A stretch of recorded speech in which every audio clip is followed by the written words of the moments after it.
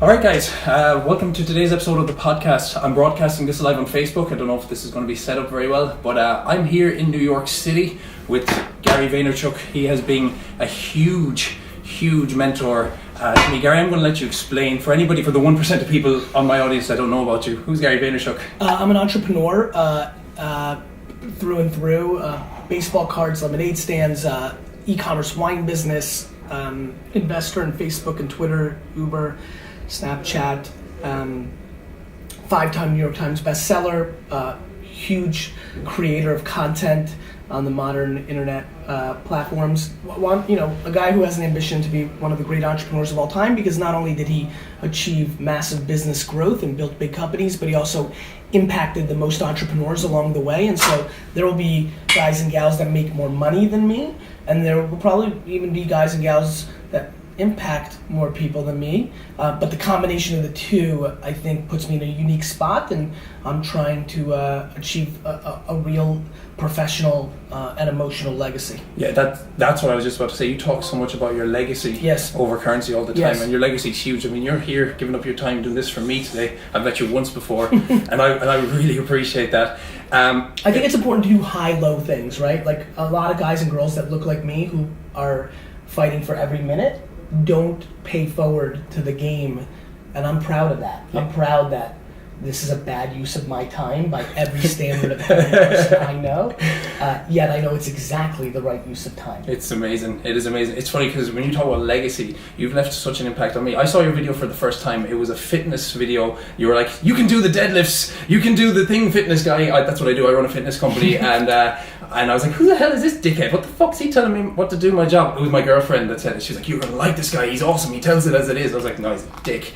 But then, as I was suffocating. Because you suffocated my bullshit. Mm-hmm. You literally suffocated my crap. But then as time went on, I came to realize that you're so legitimately authentic that everything you said was true, and I got to a stage where I could literally almost hear your voice in my head saying, don't do that stupid shit, every time I wanted to do something silly. And as I got to watch your content more and more, you begin to suffocate everything to the point where self-awareness became a thing, and I was able to work on my strengths. Mm-hmm. And I'm sure that's an impact you've had on so many people around the world. Thank you, brother. That's amazing. Yeah, for everybody, and you'll feel a kinetic energy in this podcast. That's more my fault because I am running heavily late. We're gonna have to bounce, at some point, so we'll be going fast. But just to ground it, self-awareness and empathy and gratitude, these are real traits. Patience. I mean, Jesus Christ. I'm sure I'm looking at both of you. Patience must have been, as a young alpha male type, I assume that patience. When I think about what am I putting into the system that is now being looked upon in a different way, I mean, to think about a man under 35 who's trying to achieve things, talking about self-awareness 10 years ago would have been laughable. Yeah. Go watch every goddamn video of every winner from 1995 back to time. You do not hear a single person saying self-awareness. Yeah, absolutely. And I'm proud of that. I'm proud that I'm making those things popular. I've never heard anybody talk about macro patience and micro speed on the level you did. It's literally like crush it. What is it? You say build the church. Yes. Build a religion. Yeah. Right. And the church is secondary. Like people have life reversed. They're so impatient, right, day to day. They want a watch or a boyfriend or $1,000, and then they're being passive in their lives overall. Yeah. And so, I don't know.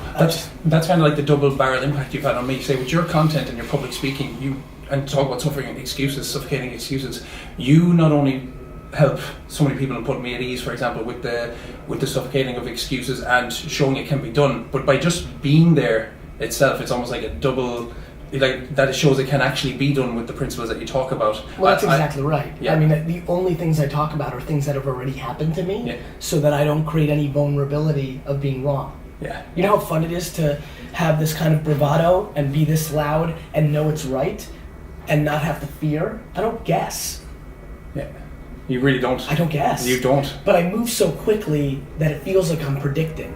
Yeah, because I watched a video of you back from 2008, 2009 talking about, God, to everybody in this room, you're going to win. You've spotted something in society, technologically speaking, that's going to take you further than most people who are attached to old media. Like, listening to you talk about social media advertising, it's changed the trajectory of my entire life. I took everything. I bought a shit car, like a really crappy car. I cut every expense I haven't needed, everything. You would not believe it. I don't buy anything. I put like literally €2 a day into a jar, and I go on holiday with that at the end of the year, and other than that I don't spend a penny. And that's allowed me to go from, like 2 years ago I made shit money in a job I hated, and now I'm making a living doing my passion. You said in your new book, if you're living on your own terms and doing what you want to do, you're crushing it. 100%. And that just smacked me right in the face. I was like, fuck. And I'm only doing it a year, self-employed. So like, it's right. You inherently know, like, shit, I don't even really know what I'm doing fully yet. Yeah, and that's exactly. And it's already this good. Yeah. I mean, it's a real paradigm shift. Look, like, the game has changed. This is not because I'm telling you, it's because the internet was born. Look the fuck we're doing right now. That's what the most thing, the marketplace decides who's the best. 100%. And that is amazing, because if you're an indigenous human being from the outskirts of somewhere in Australia, you equally have the same chance than some boy that's just born on the Upper West Side to $50 million trust fund, because the internet doesn't judge. Yeah. And the market accepts skills and value. And so, yeah, we're in unpresent territory, and it's an incredible time to be alive. And yes, it really, the things I believe in were snake oil 100 years ago, because there was no internet. And honestly, it was snake oil because people hear that you can be happy part, you can do it. The reason it wasn't snake oil is I only talk about hard work.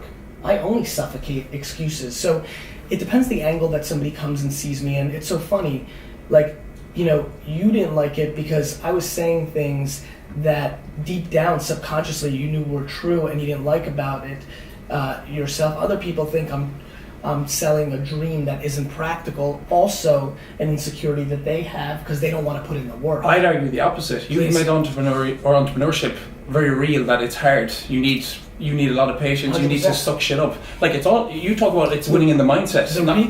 Please. Yeah. No, you just talk about it's all winning in the mindset of minimalism, and you talk about, like, things exist like sexism and racism. They still exist in the world, but on a macro level, we've never had it better to at least try and go for it. That's right, and I think that's empowering, right? Yeah, so do I. Especially in today's world, Brexit, Trump, this thing. Trump in Ireland. Someone told me that he thought Trump was holding him back from getting a job, and I was like, that's the stupidest shit I've ever heard in my life. Yeah, I mean that shit. Nobody is holding you back. No. Yourself. Your parenting and your environment and your DNA is holding you back, and you can actually win that game. It's by getting rid of negativity and injecting positivity. The reason I'm helping so many people is because I truthfully and honestly, with proper intent and selflessness, push practical things, which ironically happen to be quite optimistic. Yeah, very optimistic. I'm very optimistic because it's true. Like, we just did. Like, I would have not been this optimistic in 1967. I wouldn't have been able to sit here with you in 1967. And I would have never talked to these things because they wouldn't be true. But the internet is a big deal. Yeah. And it's time that we fucking actually accept it for what it is, which is the fundamental shift of the human race. It really is. It really is. Like when we're all old, everybody who's listening, you'll realize how big this really was. You can't right now because it seems normal. I think anybody influenced by you that's quote unquote crushing it is in agreement with that, and that's what's kind of pulled the wool away from, say, someone like my eyes. But I do believe, and it happened to me. How long have you been? Right. I've been self-employed 1 year. No, I apologize. You consumed my content when I was already the crushing it version, not the crush it version. Only 23 months ago, I decided, wait a minute, this is even bigger than I think, and I've been telling everybody this is bigger than you think. And I went, much more all in on Instagram, on podcasting, on YouTube. And that's why my profile everybody who's listening right now, a stunning percentage of those people have discovered me in the last 22 months.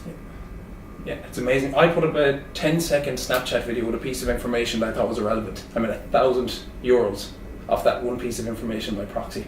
And I'm always telling people that are in a similar field, or like that you need to get on social media to really monetize and go for it. It's incredible. That this kind of opportunity for me is phenomenal. To think I could put out 10 seconds of content and make that kind of cash straight away, make that kind of customers, is insane. I'm going to ask, what do you think is the biggest sign of failure? How do you know when you're talking to someone if they're going to fail or if they're not going to work out? Is it in the lack of self-awareness. If I can sense that they're being ideological, romantic, or delusional. Yeah, that's the biggest telltale. Yes. Yeah, amazing. Like, they want it to be a certain way when it's not. They are so insecure, they are over posturing. Most men, and most people, I don't want to pick up on dudes, just I see it so much more. People paint fake pictures. People buy things to to close gaps in their insecurity. Watches and shit. That's right. Yeah. You have a Lamborghini because, some people like Lamborghinis and watches, and that's fine. But for the far majority, they're used as status symbols to project themselves to other people. Allowing other people's opinions to be above your own is the quickest way to have defeat. I just have never done that. And that You've never been tempted? I'm always tempted because it's human behavior. But for a long time now, and especially in the last decade, not even my mom and my wife can penetrate. So what? So where am I? You know? Amazing. So that's unbelievable. Like, you've such a insanely strong philosophy in life. That I talked about suffocating my excuses and suffocating complaining. Complaining is still such a massive part, I think, of why people don't get ahead in life. I assume that's very much aligned with your train of thought. They're looking backwards. My dad was a drunk, right? I grew up in a small town. It just doesn't change the reality of a situation. So did Conor McGregor. So did I. So did, like what? Like, and we're not lucky and we're not anomalies. We just understood something, which was we got very self-aware. We used our communication styles and skills and the modern media to get ours. But if you're a honeybee keeper, you can also make $150,000 a year making content around honeybees, and that's amazing. Amazing. It's amazing. Not everybody. I'm going to be a multi-billionaire. Movies are going to be made about my life because I did actually buy the New York Jets, and whoever calls their shot and achieves it at the highest levels always is admired, right? You live for that, don't you? The admiration. I live for admiration. It's and I don't know if it's selfish or selfless, and I don't care. We have to be selfish to be selfish, to offer. But you have to fill your own selfish wants and needs. You hear me that, right? Yeah, of course. You've heard me talk a lot about this, right? It's the one thing I had to do to sort my shit out when I was trying to get into fitness training, personal training. I had to very much be. I can't offer what I don't possess. If I'm good to offer and true security and confidence to offer, then I can project that back into the world. The end. Yeah. The reason I'm impacting the most entrepreneurs is because it's authentic. There's been a million people that are trying to sell you exactly what you say for free. Like, you come on and you're like, hey, this will take 10 years. Go on social media and stop being a dickhead. That's what I take from you in bullet points. But then there's somebody trying to sell me a 4,000 quid 6-month package to selling me 6 figures. Like I'll spend the extra 5 years sucking down some free content and actually being a decent human along the way and be proud of the way I achieved it. You can't even imagine the delta too. It's not even just like if everybody knew not only are you a better human and you feel better, but you make 50 to 500 times more money, everybody would pick that path. People have been convinced through propaganda that nice guys finish last. Nice guys finish so first, it's not even close. I don't think people fully hear you as well when you talk about not worrying about the money or nice guy. Like, I don't think people truly, that's my opinion, I don't think people truly take it in. If they did, they wouldn't need to come back to it all the time. It wouldn't be a case of making the same mistakes over. I think when you truly listen and internalize and then you couple that with self-awareness, it's very empowering. But it's hard. Everybody's got different levels of penetration. I've started learning about tissue quality in my training, and I'm finally fixing my back. But my brain didn't allow me to actually touch. Like, your brain stops you from touching your weakest points. Like, it protects you. Mm-hmm. Well, that's what people are doing in real life. Yeah. Your brain is protecting you to not call out your own emotional bullshit. Like people don't want to sit down and realize that their mother is holding them back. They love their mother. They actually love their mother, but they don't realize that their mother and her insults and her lack of confidence in you is the reason you can't take the next step. And they don't realize that they have to change their relationship with their mother from seeing or talking to her every day to seeing or talking to her once a month and injecting somebody positive into their lives. They don't realize that. You must get a lot of pushback for that theory.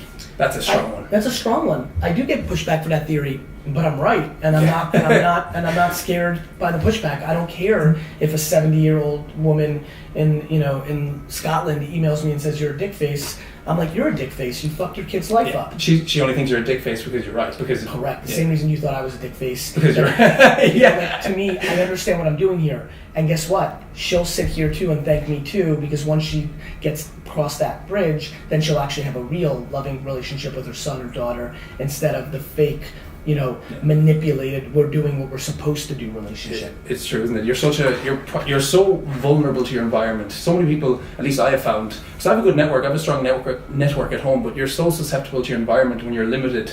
It's the game, isn't it? Once you start to broaden your horizons, it's very hard to close that back again when you start to see. 100%. I know you're in a rush. Yes. I'm going to wrap up. In terms of the fitness thing, what's the hardest part of the change? Because that's what I work as, and I'm intrigued to know what you found the hardest. It was making the jump. Yeah. It was the part that I want for all of you. I needed to call myself out. 38 years old on a plane and just saying, you're gonna die for real. Not the way I said it in marketing. I'm like, because you're gonna be 59 and you're not doing anything right. This is not gonna play out right. And so, but I couldn't figure out. And then, I'm accountable to others, not myself. I'm so empathetic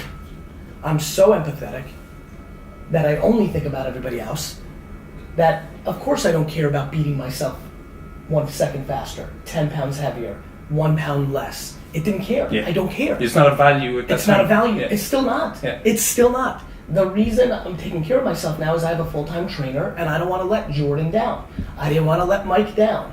And in the year when Jordan leaves and a new person comes in, I don't want to let him down. Yeah. So it's not second nature to you yet? No, it is not. No. It is not. And it may never be, and that's okay. It's like being an alcoholic. You don't switch. Yeah. You just work at it. I'm not sure if entrepreneurship will ever be second nature to me, I get it. the way it is in you. But I promise you it'll never be that way to you, because the way it is to me is so, you have to understand, you're too young for this. In the 80s and 90s, there was no entrepreneurship. You have to understand. It didn't exist.